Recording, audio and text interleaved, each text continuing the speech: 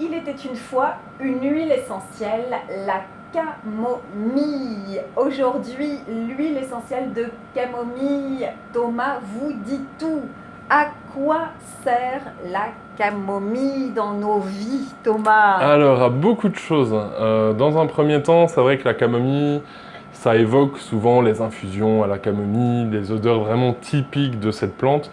Mais on va retrouver tout à fait la même chose. C'est-à-dire que ce côté légèrement il y a des odeurs un peu de foin. C'est pas très glamour de le dire comme ça, mais une odeur de renfermé qui est vraiment propre à la camomille. On va retrouver ça avec justement le fait que ce soit une huile essentielle et non plus la plante séchée. On va retrouver un côté légèrement plus vert, beaucoup plus frais, qui va rendre cette odeur quand même très très marquée, un petit peu plus agréable olfactivement. Oui, Pourquoi on l'utilise, la camomille? Alors, principalement, les gens connaissent le côté calmant de la camomille. C'est vrai que c'est un calmant global, à la fois d'un point de vue plutôt émotionnel, également d'un point de vue cutané pour des problèmes de peau, notamment en été, c'est quelque chose qu'on peut tout à fait utiliser au même titre que la lavande sur des petites piqûres d'insectes, des choses urticantes. Mais sur tout type de problème de peau de façon globale. Dès qu'il y a une démangeaison, que ce soit un eczéma un peu sec, on va diluer à ce moment-là la camomille, on l'applique en massage.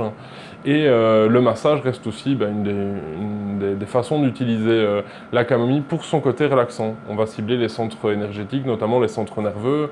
On peut mettre ça sur le plexus, sur la colonne vertébrale, sur les poignets, ou travailler tout simplement en olfaction. Que ce soit chez l'adulte ou chez l'enfant d'ailleurs. Donc, en synthèse, si je t'ai bien écouté, en détente, calmante, et où ça pique, ça gratte, et Exactement. on masse et on la dilue.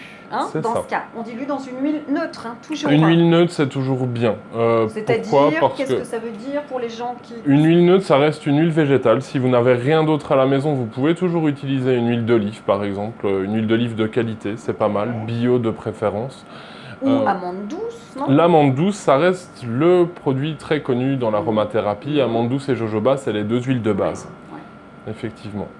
Et donc la nature même de l'huile végétale va permettre que ça se dilue très très bien dedans. On n'est pas obligé de s'amuser à remélanger le produit par la suite.